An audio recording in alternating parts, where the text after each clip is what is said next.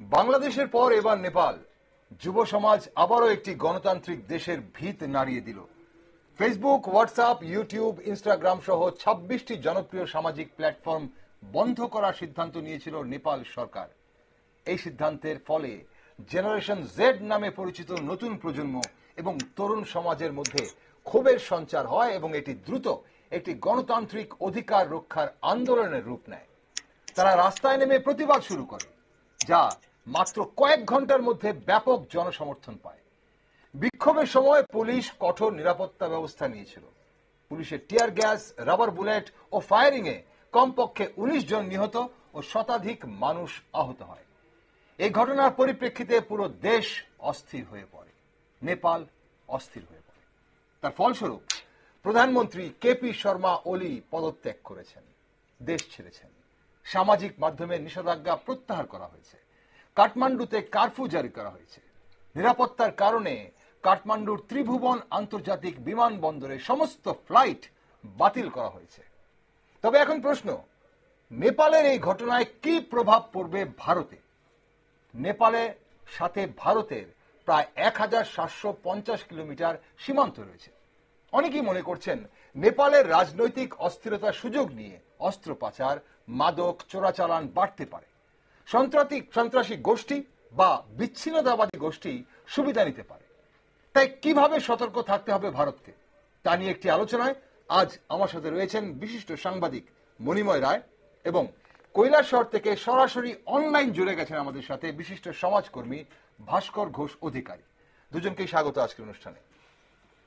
দাদা, প্রথমে আপনার কাছে আসি মণিময় দা। শোনা যাচ্ছে যে নেপালের এই যে গণ অভ্যুত্থান, এটা শুধু সামাজিক মাধ্যমে নিয়ন্ত্রণের ইস্যুতেই সীমাবদ্ধ ছিল না। এর পেছনে ছিল দীর্ঘদিনের দুর্নীতি, নিয়োগ দুর্নীতি ও স্বচ্ছতার অভাবের বিরুদ্ধে তরুণ সমাজের একটা ক্ষোভ। কি মনে করেন নেপালের এই ঘটনার পেছনে মানে আসল কে বা কারা দায়ী? এই যে এটা অসাধারণ অনুষ্ঠান, এই কারণে আমাদের প্রতিবেশী রাষ্ট্র, তো প্রতিবেশী রাষ্ট্রের ক্ষেত্রে এই ধরনের সমস্যা হলে পরে স্বাভাবিকভাবেই আমাদের একটু উদ্বেগ বাড়ে। যুদ্ধ হয়তো হবে না, কিন্তু একটা উদ্বেগ বাড়বেই। এই জায়গায় দাঁড়িয়ে এই যে সমস্যাটা অনেক দিন ধরে চলছে। নেপালে এই দুর্নীতি যেটা বললেন, এই দুর্নীতিটা একটা ভয়ঙ্কর জায়গা এবং রাজশাসনের সময়ও দুর্নীতিটা যে ছিল না ঘটনাটা তা না, তখনও ছিল। এই দুর্নীতিটা মানে একটা বিরাট। যেই বসেন, যদি উনি ময়ূর হন, ওনার পালকটা যদি খুলে দেন, যত কটা হবে সবকিছুতেই দুর্নীতি। এবং এটা অদ্ভুত। এই দুর্নীতির জায়গাটা যারা মসনদে থাকেন তাদের আত্মীয় স্বজনদের ভেতরেই সীমাবদ্ধ। অদ্ভুত। এটা কিন্তু মানে একদম টপ টু বটম হয়, একদম যে যারা সচিবালয়ে কাজ করেন তার থেকে শুরু করে সব জায়গায় আছে। তবে মানে মোক্ষম জায়গাটা, নিউক্লিয়াসটা থাকে ওদের নিজেদের, যারা ক্ষমতায় থাকেন, আত্মীয় পরিজন ইত্যাদি। এবং সবচেয়ে বড় কথা, আজকে মানে কাঠমান্ডু, আমি কেন এটা নিয়ে খবর নিতে গিয়ে দেখলাম কাঠমান্ডুতে একটা পোড়ানো হয়েছে, একটা হোটেল। এই হোটেলটা পোড়ানোর সময় মানে ওদের কেউ বলছেন, মানে ওরা সমাজ মাধ্যমটা তো আবার চালু হয়ে গেছে, সমাজ মাধ্যমে বলেননি, একেবারে সরাসরি সাংবাদিক যে কয়েকজন কাছাকাছি এসেছেন তাদের সঙ্গে কথা বলার সময় ওরা বলছেন যে এই যে মানে হোটেলটা, এই হোটেলটায় প্রধানমন্ত্রীর ছেলের শেয়ার আছে এবং তার জন্যই এটার উপরে ব্যাপকভাবে আক্রোশ ছিল এবং পোড়ানো, মানে আগুন লাগিয়ে দিয়েছিল।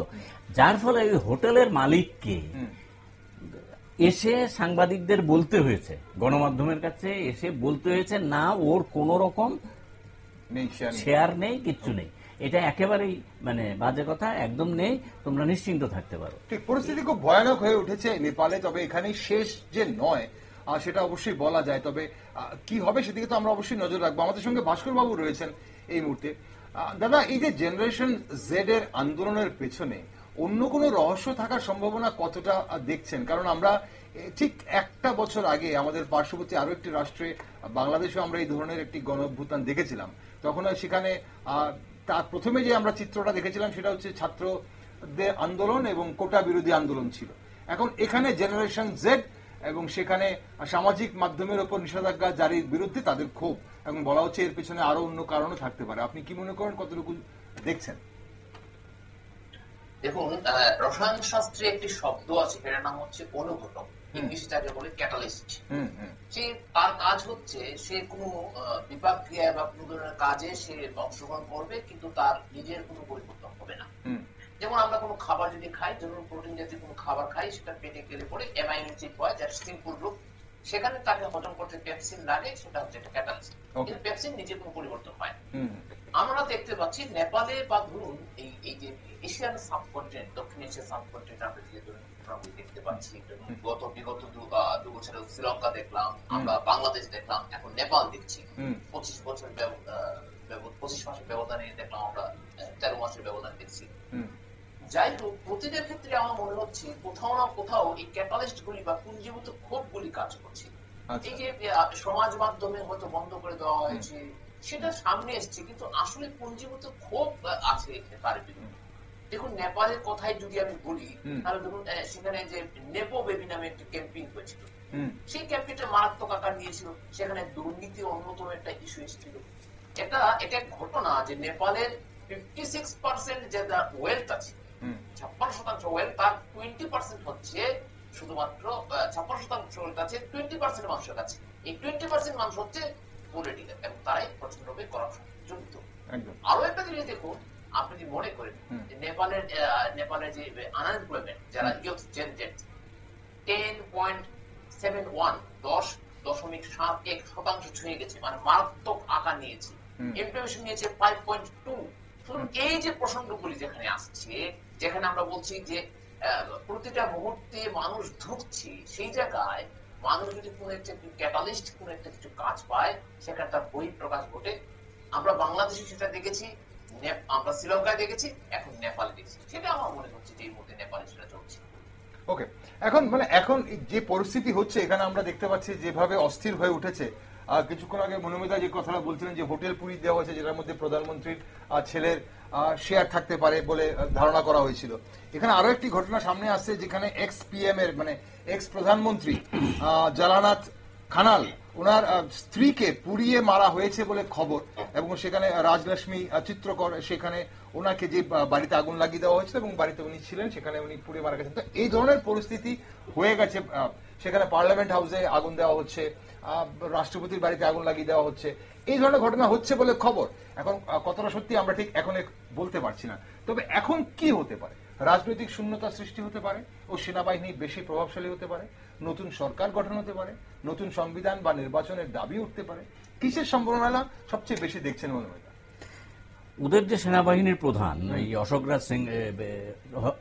রাজ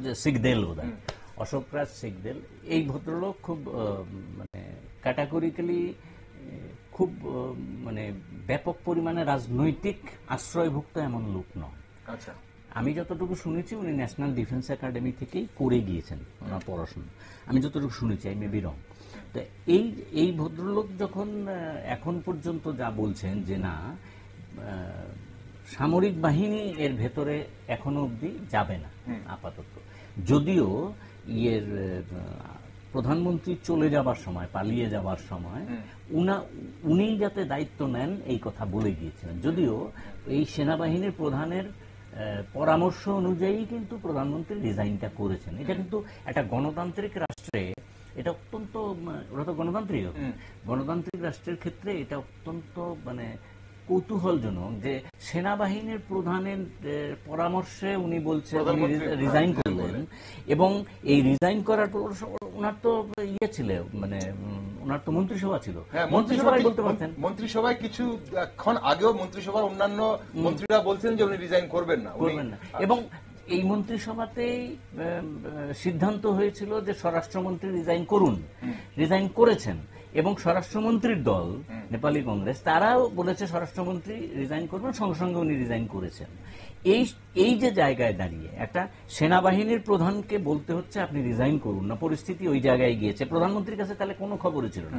যে কথাটা আমি বলছিলাম আরেকটা জায়গায় আমি যুক্ত করি, ওখানে একটা স্কুল আছে যেটার উপর আক্রমণ চালানো হয়েছে, স্কুলের উপর আচ্ছা বন্ধ ছিল স্কুলটা, আক্রমণ চালানো হয়েছিল। সেটা হচ্ছে এক্সটার্নাল অ্যাফেয়ার্স মিনিস্টার যিনি, উনার টাকা এখানে খাটানো হয় এই অভিযোগে। আপনি শুধু বুঝুন যে মানে একটা ডেমোক্রেটিক কান্ট্রির ভেতরে যেই মাত্র দুর্নীতিটা কোন জায়গায় চলে গেলে কার কোনখানে পয়সা খাটিয়েছে সেখানে পর্যন্ত আক্রমণটা হচ্ছে। আরেকটা জিনিস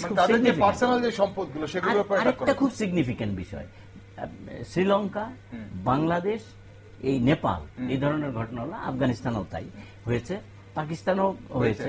এই যে জায়গাগুলিতে ডেমোক্রেসি বা ভোটের রাজনীতি কিছু কিছু জায়গায় যেখানে যেখানে যেভাবেই হোক চলে, সেই সমস্ত জায়গাতে দেখা যাচ্ছে পার্লামেন্টের উপর আক্রোশটা বেশি হয়। আপনি দেখেছেন এই যে নেপালেতে হলো সমস্ত গিয়ে পার্লামেন্টে, এবং আমি মানে ভিডিও পেয়েছি, এটাকে আমি ইয়ে করিনি, মানে তার সত্যতা যাচাই করিনি। রাস্তায় ছুটে পালাচ্ছিলেন অর্থমন্ত্রী যিনি ডেপুটি প্রাইম মিনিস্টার, উনাকে লাথি মেরে ফেলে দেওয়া হয়েছে, একদম শারীরিকভাবে নিগ্রহ করেন। হ্যাঁ, লাথি মেরে, আমি শব্দটা বললাম দেখাচ্ছে ওখানে। এবং এক্সটার্নাল অ্যাফেয়ার্স মিনিস্টার যে মহিলা, উনাকেও নিগ্রহ করা হয়েছে।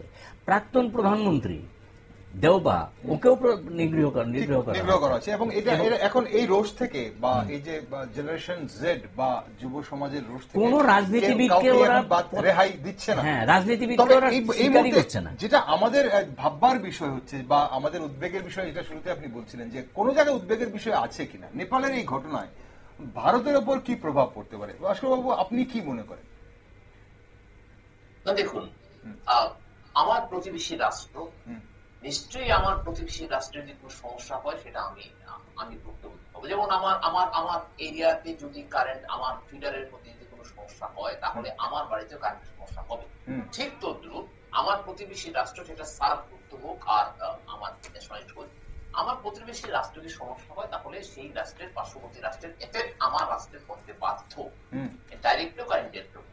আমি সরাসরি যদি বলি, নেপালের সাথে আমাদের অনেক ধরনের ব্যবসা বাণিজ্য যুক্ত আছে, একদম প্রকাশ্যে বলি। আমার বিদ্যুৎ আছে, আমার পর্যটন একটা বিশাল ব্যবসা আছে, আমার তাছাড়া জায়গা নিয়ে ব্যবসা আছে, এরকম অনেক আমাদের জিনিসপত্র ব্যবসা রয়েছে। সেখানে এই যে অর্থনৈতিক একটা বাধা আসছে, যে একটা ব্যারিয়ার আসছে, এটা নিশ্চয়ই আমার দেশের যে আমরা বলছি তৃতীয় অর্থনীতি যাবো, আমার জিডিপি বাড়বে, সেখানে নিশ্চয়ই একটা প্রতিবন্ধকতা সৃষ্টি হতে যাচ্ছে। দেখুন, আপনি এই মুহূর্তে কি আপনি দেখেন যে আমি দেখতে পাচ্ছিলাম আমার এই আপনার নেপালের গারদ ভেঙে প্রায় 900 জনের মতন কয়েদিরা পালিয়ে যাচ্ছে ইত্যাদি খবর আসছে। আমরা সঠিক কিনা দেখতে জানি না, এই মুহূর্তে খবর একই চিত্রটা একই রকম বাংলাদেশের মতোই চিত্র হয়ে উঠেছে। এখন একই চিত্র হয়েছে। এখন ঘটনাগুলো হচ্ছে এই গারদে যারা পড়ে আছেন বা যারা গারদে ছিলেন, তার মধ্যে কিন্তু ভারতের মোস্ট ওয়ান্টেড কয়েকজন আছেন।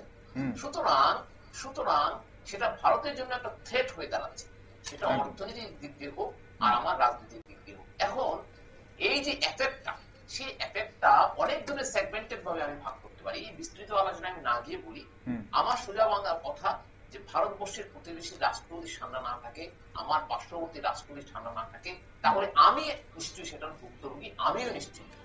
ওকে, ঠিক।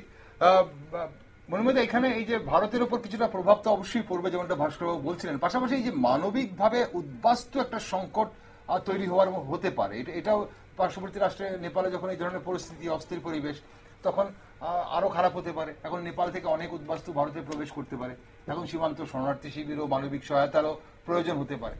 এই জায়গাগুলো ভারতকে কিভাবে প্রভাবিত করবে, ভারতের কৌশল কি হতে পারে? ভারতের এই অংশটার ভিতরে যে মানে মূলত পশ্চিমবঙ্গের কিছুটা জায়গা, সিকিম, উত্তরাঞ্চল মানে উত্তরাখণ্ড, উত্তরপ্রদেশের একটা অংশ, মানে উত্তরপ্রদেশ যেটাকে উত্তরপ্রদেশের একটা জায়গা, ওই মানে টিলভিট এইগুলি, তারপরে বিহার, এবং এই যে মানে আর চীনের যে উত্তর অংশটা, তিব্বতের অংশটা, এটা হচ্ছে নেপালের সঙ্গে সীমান্ত রয়েছে। ভারতের সীমান্তটা বেশি, প্রায় 1750 কিলোমিটার হবে। এই যে জায়গাটা, এই জায়গা দিয়ে স্বাভাবিকভাবে ভেতরে যদি কারা ঢুকবে, এখানে তো তাদের টোটাল লোক সংখ্যা কত হবে? 2 কোটি 75 লক্ষ মতো হবে নিয়ার অ্যাবাউট 3 crores। এর ভেতরে এখন আজকে মানে বিকেল অব্দি যা খবর, প্রায় তো রাস্তায় রয়েছে প্রায় 2.5 কোটি লোক। এখন কারা মানে এই মানে ক্ষমতাসীন দলের আর কারা বিপক্ষের কিছু বোঝা যাচ্ছে না।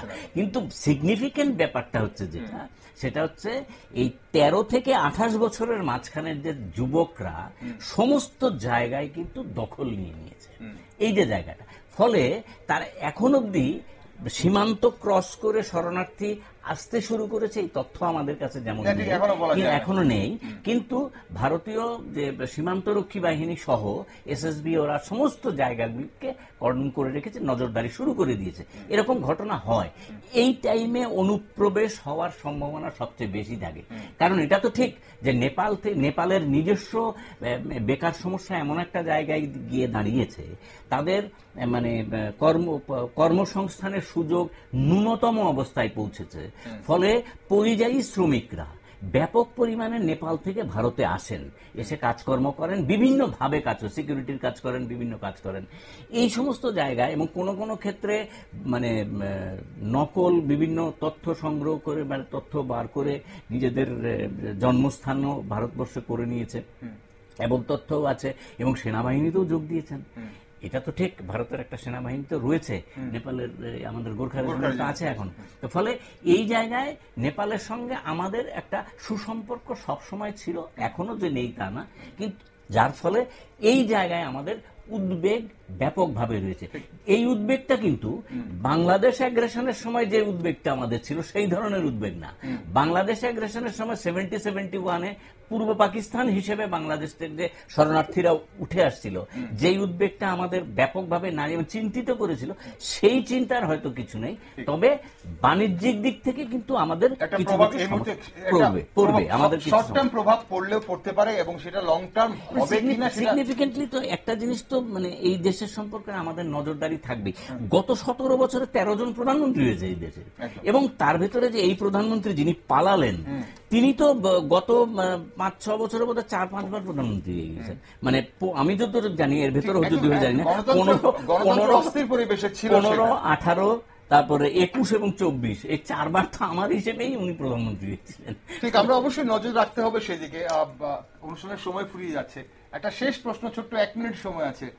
ভাস্কর বাবু, এখানে আমার নেপালের সঙ্গে, যেমনটা মনিমিতা বলছিলেন, নেপালের সঙ্গে আমাদের বন্ধুত্ব অনেক দিনের, কিন্তু নেপালের সঙ্গে চীনের বন্ধুত্ব অনেকটা গভীর। তো এই মুহূর্তে চীন কিভাবে এই ব্যাপারটাকে দেখতে পারে? ভারত আর চীনের মধ্যে যে একটা বন্ধুত্ব সম্পর্কে গড়ে উঠছিল, সেটা কি কোনোভাবে নেপালের জন্য ব্যাঘাত হতে পারে বলে মনে করেন, ছোট্ট করে?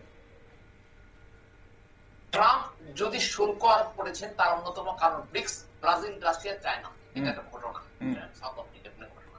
সুতরাং এই যে ওলি যিনি ছিলেন প্রধানমন্ত্রী, সরাসরি যিনি বলতে হয় উনি একটু চীন ঘেঁষা ছিলেন, সেটাই আমরা সংবাদ মাধ্যমে পেয়েছি। এখন ঠিক এই মুহূর্তে আমরা যা খবর পাচ্ছি বা মিডিয়া মারফত আমরা যা খবর পাচ্ছি, যিনি যার নাম প্রধানমন্ত্রী হিসেবে উঠে আসছে বা যিনি দায়িত্ব নিতে যাচ্ছেন পুরো দেশের, তিনি বলা যেতে পারে যে ওই রাষ্ট্রের একদম নেপালের একদম কাছাকাছি লোক, এবং ওনার পড়াশোনাটা ভারত, সেটা আমি বলতে পারি। এখন এই ঘটনাটা, এই সামগ্রিক ঘটনাটা চীন এবং ভারতকে যতটুকু না নাড়াবে, তার থেকে ডাবল বেশি, অনেক বেশি নাড়াবে কিন্তু আমেরিকার তার ঘটনা। কারণ আমেরিকা কিন্তু এই যে বাংলাদেশের যে সেন্ট কন্টিনেন্টের দ্বীপ, যেটা পারছে না, সেটার সাথে নেপালে কিন্তু সরাসরি একটা যোগাযোগ আছে। সুতরাং এখানে আমেরিকার ইন্টারেস্টটা অনেক বেশি, আমেরিকার নজরদারি অনেক বেশি, সে কিন্তু ওটার আড়ালে থেকে যাচ্ছে, কিন্তু আমেরিকার নজরদারি থাকবে অনেক বেশি, আমার সেটা মনে হচ্ছে আর কি। ওকে, মনোমিতা, ছোট্ট করে আপনার 1 মিনিট সময় আছে। এই যে কাঠমান্ডুর মেয়রকে যে দায়িত্ব দেওয়া হচ্ছে, ওনার নাম হচ্ছে বলেন্দ্র শাহ। বলেন্দ্র শাহকে সম্ভবত ইন্টারিম প্রাইম মিনিস্টার করা হবে।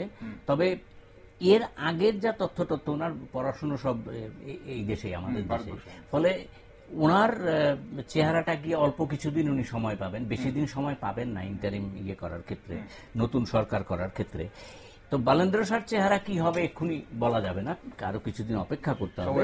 তবে চীন যেভাবে যে সমস্ত পরিকাঠামোগত বিষয়ে নেপালে ঢুকে বসে আছে, সেখান থেকে চীনকে সরিয়ে নেওয়া যেমন মুশকিল, এবং সর্বশেষ যে খবর যে শি এবং ট্রাম্পের ভেতরে যে টেলিফোনিক কনভারসেশন, সেটা কি বেরিয়ে আসে আমি জানি না, আজকে দুপুরের যেটা খবর, উনি সম্ভবত ট্রাম্প আবার চীন সফরেও আসতে পারেন, এরকম একটা সম্ভাবনা দেখা যাচ্ছে। ফলে এই সমস্ত জায়গাটায় আমাদের এই যে মানে সাউথ এশিয়াতে যে এই গন্ডগোলটি পরপর যে কয়েকটা রাষ্ট্রে গন্ডগোলগুলি হচ্ছে, বৃহৎ রাষ্ট্রের একেবারে হাত নেই, সেটাকে এটা উড়িয়ে দেওয়া যাবে না। তবে আমি এইখানে শেষ করছি যেটা বলছি, যে এটার অন্যতম কারণ এই যে সুযোগটা ওরা পাচ্ছেন, তার পেছনে অন্যতম প্রধান কারণ হচ্ছে সার্ক দুর্বল হয়ে যাওয়া।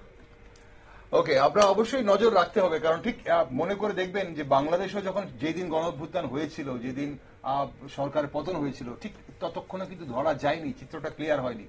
ধীরে ধীরে চিত্র ক্লিয়ার হয়েছে। এখন নেপালেও কি হয় সেটা অবশ্যই সময় বলবে। অসংখ্য ধন্যবাদ ভাস্কর বাবু সঙ্গে থাকার জন্য। আজ বনুদা, আপনাকেও ধন্যবাদ সঙ্গে থাকার জন্য। দর্শক বন্ধুরা, নেপালের গণঅভ্যুত্থান বিশ্বকে দেখিয়ে দিল যে তথ্য ও যোগাযোগের স্বাধীনতা আজকের দিনে একটি শক্তিশালী গণতান্ত্রিক স্তম্ভ। প্রযুক্তির যুগে সামাজিক মাধ্যম শুধুমাত্র বিনোদনের মাধ্যম নয়, বরং গণতান্ত্রিক অধিকার ও মত প্রকাশের অন্যতম প্রধান মাধ্যম। তবে অনেকেই মনে করছেন নেপালের এই অস্থিরতা ভারতের জন্য নিরাপত্তা ও প্রভাব রক্ষার প্রশ্ন এবং চীনকে ঠেকিয়ে কৌশলগত সুবিধা ধরে রাখার চ্যালেঞ্জ। এই পরিস্থিতিতে ভারত কি কূটনৈতিক কৌশল গ্রহণ করে, সেদিকে নজর রাখছি আমরাও। আর আপনারা সঙ্গে থাকুন এবং চোখ রাখুন শুধুমাত্র নিউজ ভ্যানগার্ডে।